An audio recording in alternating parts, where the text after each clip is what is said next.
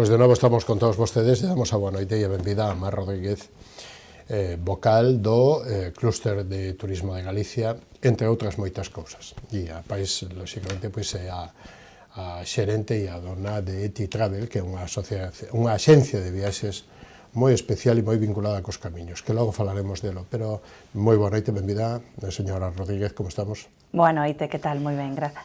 Como viveu o día de onte co apagón a partir da mediodía? Bueno, o día de onte foi un día especial, diferente, obviamente, para todos nós. Teño que decir que en principio foi incertidumbre, porque de repente, claro, cando quedábamos sen luz, pois todos pensábamos que ia ser unha hora, media hora, bueno, claro. Primeiro uns minutos, media hora, unha hora, pero xa cando vimos que era toda España, etcétera, nos concretamente xa pechamos a oficina máis ou menos sobre as 2 da tarde, porque non tiñamos nada que facer, non?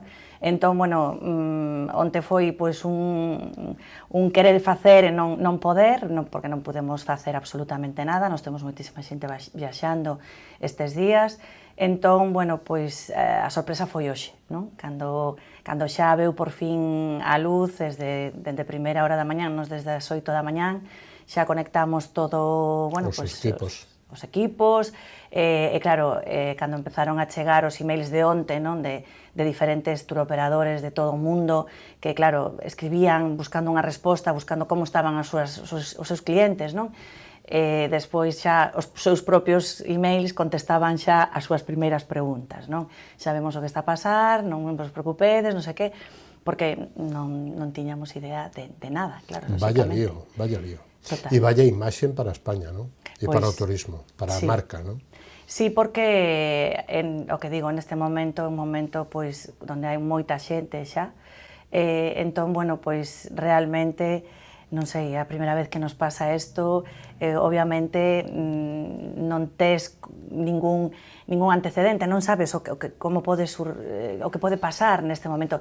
Teño que dicir que realmente... Pero xa non é só un problema de enerxía, sino de telecomunicacións, onde se cae todo a media tarde. Todo, o sea, non tiñamos contacto con ningunha persona, non damos 24 horas de asistencia, non, a toda a xente cando viaxa, pois porque podese retrasar un voo, teñen un transfer e hai que reorganizalo, co caso dos peregrinos, pois levamoslle as maletas, bueno, tamén facemos diferentes servizos, non, que teñen que estar todos contratados, tiñamos xente que saía dos hoteles, que ia a coller avións, que ia a coller trenes, non sabíamos se os tiñan collidos, se chegaban, se non chegaban, é dicir, foi un momento onde a xente tuvo que ser asistida por eles mesmos, por a xente que tiñan ao redor, tiñamos e temos tamén grupos na rúa que hai, bueno, pois que afortunadamente contan con moi bons guías, cos que xa levamos moitos anos traballando, e os guías fixeron de reservas, por exemplo, se queres un caso concreto, non? Pois un grupo que saía 23 persoas que acababan en Barcelona, collían un tren, continúan a viaxe, pero collían un tren a Madrid, non? Entonces, pois ese tren non saliu, entón, pois a guía, vendo todo o que pasaba e a experiencia que ten traballar con nós, dixo, bueno, pois directamente vou a buscar, non, busco un hotel, porque as carreteras podíanse cortar, porque non se sabe, non, que pode pasar, por se había moito tráfico. Entonces conseguiu rapidamente un hotel en Barcelona, a xente duplicou, o sea, quedou outra noite en Barcelona e afortunadamente hoxe xa ían cara a Madrid, o sea, que bueno. Sí, pero todavía hoxe, ás 3 da tarde, todavía os informativos de televisións estatais con xente atrapada en estacións de metro en Madrid, en Barcelona, quero decir que en Galicia todavía non funcionan os trens, non sei cando salga esta entrevista ao longo da noite xa estén funcionando ou non, pero todavía non funcionaban, entón o caos é todavía moi gordo, non sei, aínda que teñamos luz e enerxía, as telecomunicacións todavía fallaban esta mañán, de vez en cando, o sea que vaya lío. Total, pero teño que dicir que temos uns viaxeiros de luxo que están a entender moi ben a situación, porque saben que non podemos facer absolutamente nada, están a tratar o tema pois realmente con paciencia, e que, bueno, pois, No. sempre cando isto non chegue a máis días, pois Claro. non podía ser que estiveran, non? O sea, a xente ven aquí a disfrutar e podía, pois, lo típico, non? Que alguén que non pode coller o avión ou o tren e que se enfade, non? Con os demais. Non, a xente está a coller moi ben en ese sentido. Digo, aquí non funcionan, en Portugal tamén temos problemas, non? Con algúns, bueno, pois non podemos contactar con diferentes zonas de Portugal por teléfono hoxe mesmo, non? Ao longo do día. Entón, claro, é que é unha situación totalmente nova, non desexada, por suposto, e que, bueno, pois isto de cara ao turismo deberíamos tentar de que non volva a suceder, porque fai un momento quedámonos outra vez sin telefonía, o sea, non está restablecido, pero está fallando ainda. Sí.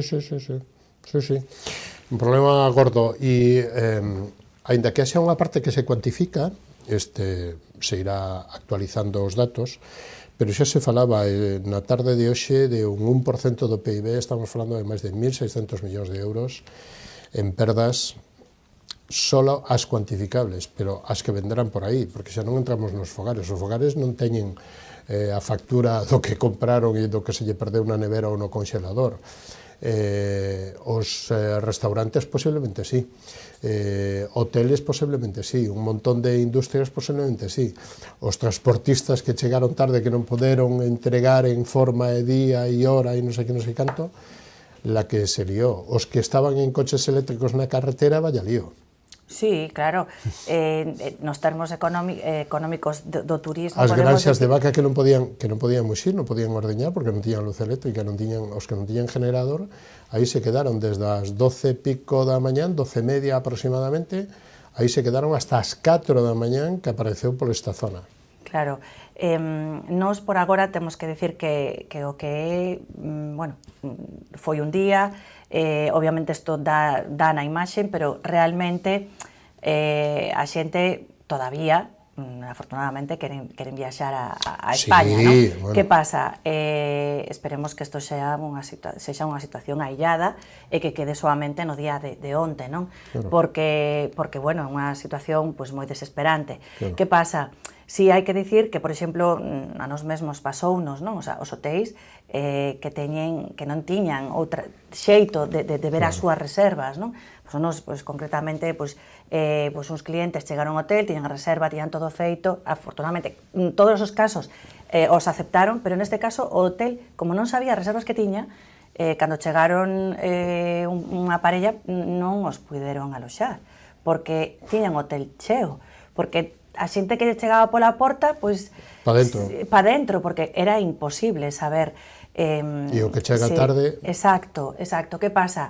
Cando tes xa moita vinculación cos hotéis, bueno, teñes, por exemplo, no caso dos peregrinos, que comentabas antes, que levan xa as maletas, pois de hotel en hotel, xa teñen as maletas, xa saben que sí, que as teñen que están ali, que esa xente vai chegar, pero era un pouco todo traballar por inercia, por decir, bueno, intentamos dar a solución... E ao perder as comunicacións hai que ir físicamente. Efectivamente. Entonces, claro, non tiñas maneira de axudar, de solucionar, o teléfono de emergencias non nos funcionaba, o sea, era todo un despropósito. Hubo fallos hasta das conexións con emerxencias, co 112, por colapso.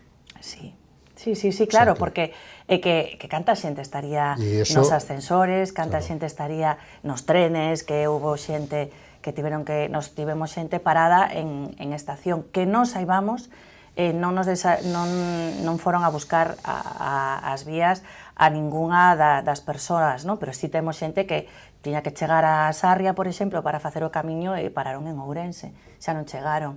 Temos xente que non colleu o tren, temos xente, o sea, que ao final estaba todo... Bueno, e os do AVE quedaron donde chegou a corrente. Exactamente. No medio do monte ou no medio campo, ou nun túnel, vamos. Sí. E incluso hoxe, ao mediodía, tiñamos un transfer de Madrid que estaba o taxista que non podía chegar. En Madrid non se movía o tráfico hoxe. Hoxe a mediodía, estamos falando das 2 da tarde, unha e media, 2 da tarde, decía, comunicarlle a xente que non chegamos a tempo porque es que estamos bloqueados desde fai máis dunha hora e non se move o tráfico. O sea que todavía quédanos aínda por... O apagón enerxético foi o da falta de luz. O apagón informativo é que logo nos quedamos sin telecomunicacións, nos quedamos sin emisoras de televisión, nos quedamos sin, e só funcionan as radios, e a xente entra, a que pode, entra a comprar unha radio de pilas. Eu non puden, xa non quedaban. E se non, a escoitar a radio no coche. Efectivamente, aí sí. Vaya lío. Sí. E negocios que os que están automatizados, as portas se quedaron bloqueadas, a verja igual, a red de seguridade, e aí a media altura, ou como lle cadrou, todo cerrado, as cidades eran casi de noite. Foi unha volta... A noite sin luz era algo inaudito. Foi unha volta á Idade Media, porque teño que dicir que temos varios grupos facendo camiño con guías, non? Que cando conseguimos falar con eles dixeron enterámonos tardísimo do que estaba a acontecer, porque como estaban camiñando todavía a luz do día estaba radiante, claro, e todo ia perfecto, non? Pois a xente que estaban maravillosamente ata que, bueno, pois eso, pois chegou un momento no que xa non puderon facer lle sacamos a partir de todas as malas experiencias se sacan moi boas experiencias, pero bueno, é un caso que nunca pasou, a nadie que este vivo lle pasou isto aquí en España, na península, pero vaya lío político e informativo, e a ver quen asume a culpa para poder pagar. Sí, a ver, eu penso que isto ten motivo, as cousas non suceden porque sí, a nos dixéronos no momento... De momento só temos preguntar, respostas non nos dan ninguna, non? A min gustaríame saber a resposta porque... A iso me refería ao apagón informativo, porque hasta as 6 da tarde o presidente non sale, hasta as 11 da noite o presidente non sale, e nin ás 6 nin ás 11 dice nada. Non. Non, eu penso que xa van horas. Nós, por exemplo, tivemos contacto con xente de Francia, por exemplo, que tuvo tamén un pequeno apagón pequeno, digo porque... na zona dos Pirineos. Pero además da zona é que recobrouse a enerxía moi pronto, en comparación con, bueno, con nós, non sei exactamente, pero pudo tardar que unha hora, 2 horas, non sei. Non, e Francia nos axudou, nos recuperamos a favor de que, gracias, primeiro, eles cortaron o apagón para que non se contagiara toda Europa, nin eles tampouco, e logo sí que nos axudaron a recuperar a red.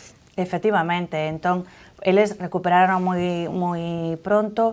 En España foi paulatinamente, pero de xente que ás 9 da noite xa tiña corriente, aquí a miña casa non chegou hasta 9 da mañá. E teño que dicir que non sei, penso que coa tecnoloxía estamos todo o día falando de inteligencia artificial, de big data, e non sabemos por que se orixina esta emerxencia. Imagino que no momento hai unhas prioridades, non? Pero xa pasadas as horas, eu penso que agora temos que saber xa que o que pasou para que non volva a pasar, porque dependemos moitísimo da electricidade. Entón non podemos... E das comunicacións. E as comunicacións, efectivamente.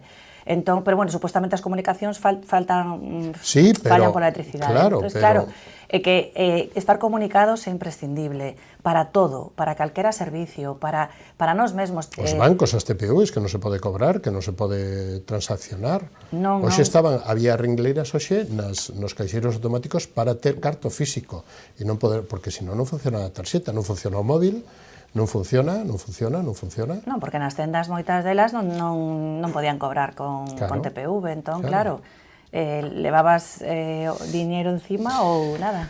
Bueno, o clúster ten datos da incidencia nos hoteles. Os hoteles grandes, os 5 estrelas, ou dai para arriba, se é que hai, teñen, digamos que autonomía enerxética, a maioría deles. A ver, algúns sí que teñen placas solares, teñen grupos electróxenos. Grupos, exacto, que nunca me sale a palabra, xeneradores, etcétera, non? Bueno, pero aínda así, por moito que se teñan, pois, a ver, teñen para o servicio mínimo... E os pequenos? E os pequenos, pois, se non teñen cero dimensión, non. Claro, eso depende da dimensión do local. Cero. E ademais os hóspedes sin poder cargar o teléfono, sin poder nada. Claro, a ver, en algúns sí que tiñan... sin cociña. Efectivamente. Bueno, as cociñas habitualmente son de gas, pero es que houve problema de todos os suministros, porque as gasolineras tiñan que estar, o sea, a maioría estaban pechadas porque non funcionaban, porque teñen uns equipos eléctricos tamén para axudar. Entón, bueno, todo isto foi un caos. Saber agora mesmo todavía é moi pronto porque non funcionaban as comunicacións, entón tampouco se pudo reportar moita cousa, non? Pero bueno, foi un caos, preocupación, claro, sin dúbida. O sea, realmente estamos a falar de un feito, vamos, sin precedentes. Esperemos que o precedente que se quede en nada máis. Como está o turismo en Galicia, Mar Rodríguez? Pois imos en positivo. O turismo en Galicia levanos acadando cifras en incremento, récord. Este ano pois apunta a que vai volver a ser outro novo récord máis. Está tendo un récord, eu penso que dun xeito bastante controlado, ímoslo a decir así, non? É dicir, non é un lugar donde haxa demasiada aglomeración nun momentos puntuais. Evidentemente, se facemos un estudio pormenorizado de cada unha das comarcas, das zonas de costa do interior, etc., pero se falamos en Galicia, en xeral, podemos decir que estamos repartindo os fluxos de turismo bastante ben dunhas zonas a outras. Que hai que traballar nese sentido?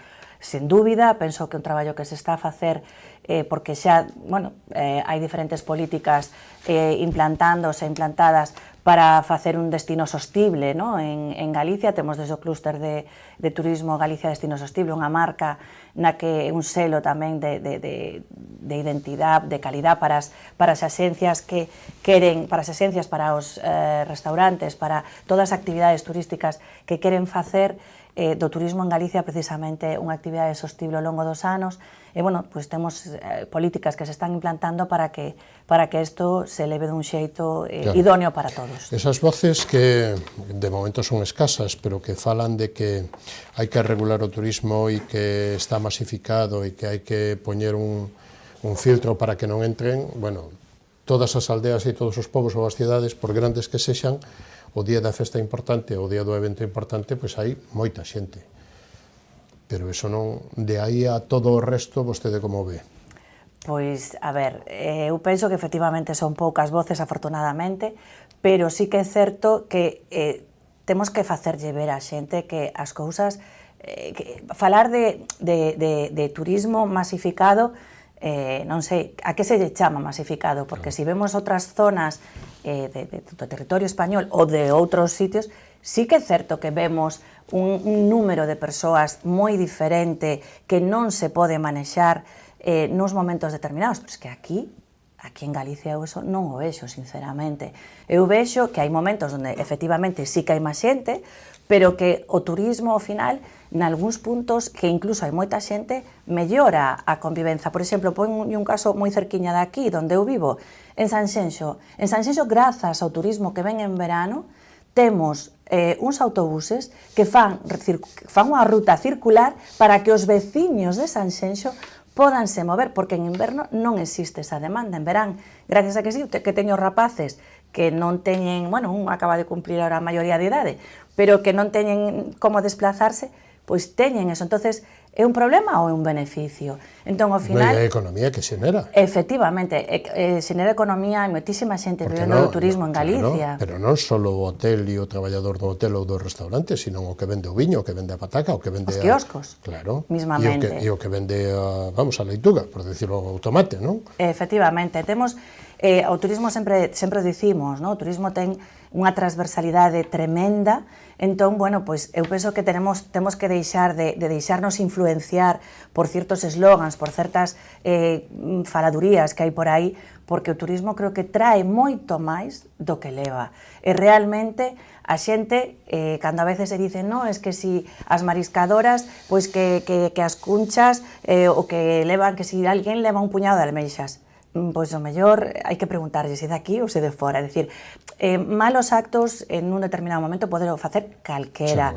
Entón, pois, penso que temos que valorar o que temos. Afortunadamente, a xente que ven a Galicia fala maravillas dos galegos, fala por aí fora de Galicia. O sea, cando non tiñamos turismo, queríamos turismo. E agora que o temos, vamos a falar mal. Levamos toda a vida para conseguir isto. Efectivamente. Entonces eu penso que hai que ter a mente un poquinho máis aberta. O mellor produto que temos en Galicia é os camiños, ou o Camiño de Santiago. O Camiño de Santiago, en termos de comunicación, sí que é o mellor produto. Refírome, vou aclarar este punto, refírome a que é unha tipoloxía de viaxe, vale, que a xente comunica moitísimo o que está a facer, o que está a disfrutar.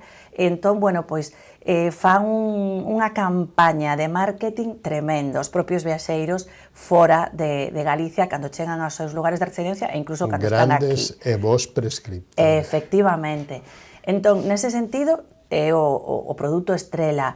Despois, é un produto tractor, porque, por exemplo, o sea, eu podo dicir que moitísima xente que ven a facer o Camiño de Santiago, nese mesmo momento ou anos despois, quédase e vai visitar outras zonas de Galicia. Entón, ou ven a comprar unha casiña. Efectivamente, mira, eu fun no ano 2001, que digo, no ano 1994, en Estados Unidos ninguén coñecía Galicia, ninguén coñecía Santiago, coñecíase o Dépor, o Celta. Non, o Dépor, porque naquelas o Dépor estaba moi forte. Hai que dicir que despois o Celta pois fixo cousas mellor. Pero bueno, entón, agora mesmo, falas de Galicia, Camiño de Santiago, todo o mundo sabe, nos ubican no mapa. Entón, falo de Estados Unidos como podo falar de cualquier outro país, eu digo porque estaba ali en ese momento. Claro, que vamos a dicir? Pois que conseguimos poñer a Galicia no mapa, conseguimos poñer a Santiago de Compostela e a toda a Galicia, e eso xerou moita riqueza e está a xerar. Ainda que vostede é moi coñecida e no sector é unha lideresa, pero para fora non o sei. Directora Axencia T-Travel, especialista en rutas xacobeas. Nacía no ano 2001? Nacía no ano 2001, efectivamente. En Vilagarcía? En Vilagarcía. Vale. Son 24, 25 anos que está ao frente desto. Me gustaría que, digamos, que falara dos comenzos hai 25 anos, como os ve hoxe, de xeito resumido para que a audiencia nos entenda, e un pouquiño que cambiou nestos 25 anos para facer o camiño. Logo imos aos perfiles, porque vostede é experta nesto e, ademais, nun perfil que é distinto aos grandes grupos. A ver, cambiou todo, porque nós cando empezamos no ano 2001, bueno, pues nos atopábamos con que a xente non ia buscar unha axencia de viaxes para facer o Camiño de Santiago, porque o Camiño de Santiago estaba pues, máis vinculado a facelo pola túa conta, etc. No, polo menos aquí en España. De feito, os nosos primeiros clientes foron estranxeiros, non? Porque, por operadores estranxeiros, porque eles, bueno, pues sí que o sentían como máis habitual, non? O sea, de poder que alguén lles organizara todo aquí, efectivamente, lles guiara con todos os servizos, facerlles os reservas de hoteles, levarlles as maletas. As maletas, non existían empresas que levaban as maletas, non existían empresas de alquileres para o Camiño de Santiago, para as bicicletas, organización, alquiler de hotel, ou digo, alquiler, mercado, vamos, conseguir a plaza reservar os alojamentos, donde comer, donde, non? Non existía nada. Teño que dicir que hai unhas, bueno, pues, conversas, non? E frases que temos xa nos dentro da nosa empresa. Nos, por exemplo, sempre pedíamos, cando empezamos con isto, claro, os desayunos nos hotéis eran, pois, un croissant, un café con leite, tal, pouco máis, porque, para os daqui. Claro, salvo que foras a un hotel de 4 ou 5 estrelas, que no Camiño non abundan, si as, pois, a un hotel, pois, máis modestito, pois, un hostal, o que fora, porque agora hai todavía máis aloxamentos, pero cando nos empezamos, pois eran Hai o que 25 había, era anos moito a oferta menos. era moi pequeniña. Moi pequeniña, sí. Entón, claro, pois eso, pois unha tostada con aceite e un café con leite era un desayuno. Entón, para nós, tiñamos claro que non queríamos ese desayuno. Entón, puxemos desayuno reforzado, non? Todas as nosas peticións aos hotéis iban como desayuno reforzado. E despois poñemos desayuno tea travel, non? Entonces, falábamos na oficina do desayuno reforzado, desayuno tea travel. Claro, cando pasaron os anos, dixemos, stop, non fai falla xa poñer isto, porque realmente xa entenderon os aloxamentos que teñen que ter este tipo de desayuno, non? Naquel momento, pois, nos dicíamos, non queremos pagar máis, os meus desayunos van a ser isto, e tuvimos que loitar con este tipo, non porque non quixeran poñer, non tiñan costumbre, efectivamente, a dinámica era distinta. Os transportes de maletas non existían, entón nós, bueno, pues facíamos de todo para conseguir que nos levaran as maletas de un punto a outro, porque non existía paquetería nese sentido. Podo decir que eu chamei a unha marca coñecida, facendo, por que non te metes aquí a facer o camiño e tal?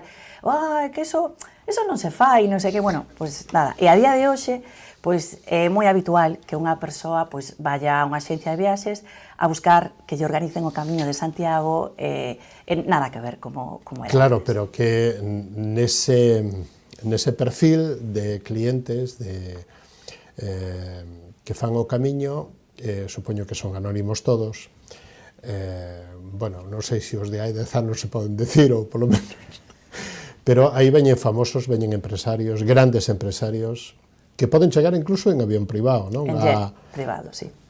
A Santiago ou a Vigo ou tal, e logo fan o camiño, durmen nos mellores hoteles, toman as mellores mariscadas, fan que amigos e familiares poidan volver a facer o camiño, e isto non falamos dos reis de Bélgica que estuveron outro día, ou do príncipe japonés, sino de moitos famosos, e moita xente os chamados VIPs, non?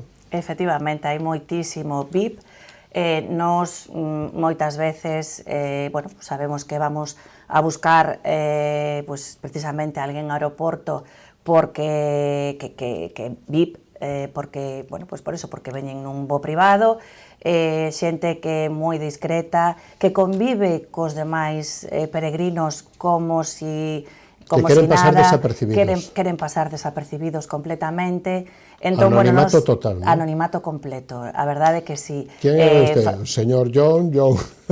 Grandes empresarios, xente que ven con seguridade, xente que ven que fan reservas distintas a persoa en concreto con respecto a súa staff. O sea, realmente móvense, o sea, é increíble o que conseguiu o camiño, porque realmente ven xente de todo o mundo, nos temos tour operación en todo o mundo, veñen cunha ilusión a facer o camiño, a descubrir, a sentir realmente o que sinte unha persoa camiñando fora de cualquier outra viaxe. Do seu status. Totalmente, sí, olvídanse de eso, non? Entón, bueno, pois esa xente, non te creas que se piden esas viaxes que moitas veces se din, non? Que os famosos a veces pois piden limusina, que un hotel, efectivamente unha limusina, ou que nun hotel lle pinten habitación. Non veñen a eso. Non sei se noutros casos, en outros viaxes pois o fan, pero desde logo facendo o camiño a xente é do máis normal. Veñen para iso, para normalizar, unha visera, unha camiseta, sí, e os tenis. E para falar con calquera que se topen, que pode ser calquera persoa con calquer poder adquisitivo, estatus social ou o que sexa. Sí, pero desde o nivel político e desde o nivel de actores ou de famosos ou de empresarios, top, non? Top, completamente. E esa motivación, cal cree vostede que é, digamos, esa motivación que lles leva a este perfil de personas que poderían, non digo facer o camiño en limosina, pero que poderían facer o camiño ostentoriamente e o fan do máis humilde? Pois eu penso que precisamente a experiencia que transmitimos co camiño, que todo o mundo di que o camiño é o que se sinte, exacto, é o que cada persoa o que sinte facendo o camiño, ese o camiño realmente, non? A sensación que desperta en cada unha das persoas que fai o camiño, xa en bicicleta, xa camiñando, entón veñen buscando iso. Si de repente cúbrense das limusinas, cúbrense de habitacións totalmente preparadas para eles, o teñen na súa vida. O que non teñen é isto. Entón, realmente é o que chama a naturalidade. Que nos dá Galicia? Que nos dá a Ría da Arousa, que é o orixen de todos os camiños, non? Porque é por donde entra o apóstol, non? O apóstolo Santiago. Que ten? Que temos aquí? Pois aquí temos aquí que ainda nós, os de aquí, valoramos menos que do que deberíamos. Sí, porque noutras zonas valorárono antes porque non tiñan turismo. Aquí, como temos turismo nas Rías Baixas, pois, bueno, por ser unha zona de costa, pois realmente sí que xa tiñamos turismo, non solamente baseado no Camiño de Santiago, non lle damos a veces a importancia que ten, non? Pero estános dando, pois, desestacionalización, que é unha palabra que levábamos escoitando en termos de turismo moitísimos anos, e agora xa temos aquí, non? O Camiño de Santiago, bueno, pois funciona, ten xente desde o mes de marzo hasta o mes de novembro, vale? Son moitos meses, eso non é estacionalidade, para nada, porque os restos dos meses se necesitan para poder organizarse, para poder dar vacacións ao persoal, é dicir, fan falta outros meses que sexan máis baixos, non? Pero é que o camiño o que máis aporta é a parte da diversidade económica que reparte dinero por todos as diferentes empresas, sexan turísticas ou non, calquera de servicios, calquera papelería, como comentábamos antes, unha gasoliñeira, é dicir, xera moitísima riqueza. Traballo, entonces todo que xere riqueza, traballo, que a xente de aquí poda estar tendo traballo casi todo o ano, eso é maravilloso. Entón, por un lado esa parte, e por outra, pois, ver a xente, ven xente contenta, ven xente que é agradecida, xente que o camiñante... Temos a mellor paisaxe, temos a mellor gastronomía, temos a mellor sociedade, os mellores veciños, somos os mellores galegos como anfitrións. Somos vós, somos moi vós. Os mellores podemos mellorar.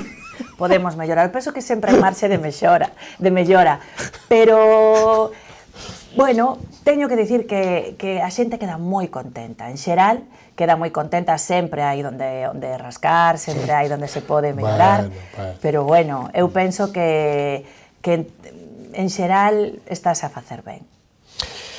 Non sei se temos que rematar, señora Rodríguez, non sei se quere falar das expectativas para este ano, diga o que vostede queira nun minuto. Como lle gustaría rematar este pase por aquí, por esta edición de Falemos? Este ano é un ano que bueno, un previo preparatorio ao próximo ano xacobeo.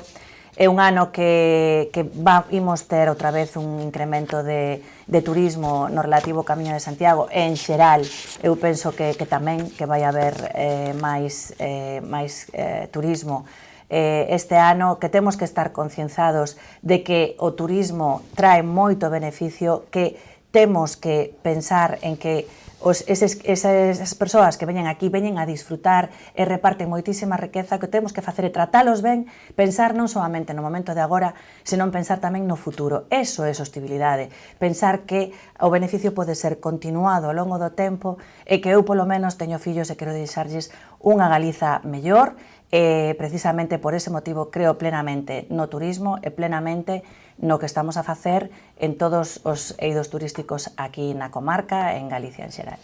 Hoxe que a Diputación de Pontevedra e o Patronato Rías Baixas celebra, bueno, pois a gala do turismo na provincia de Pontevedra, cando volve sería a cuestión, cando volve vostede por aquí?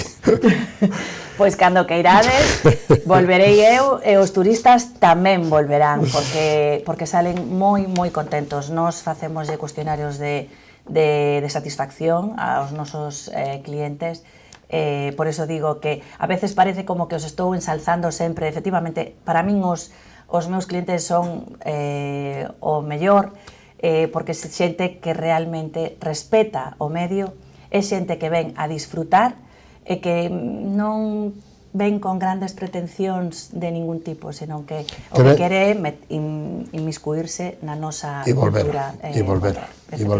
Mar Rodríguez, un placer contar con vostede nesta edición. Hasta unha próxima ocasión. Moitísimas gracias e moi boa noite. Moitas grazas.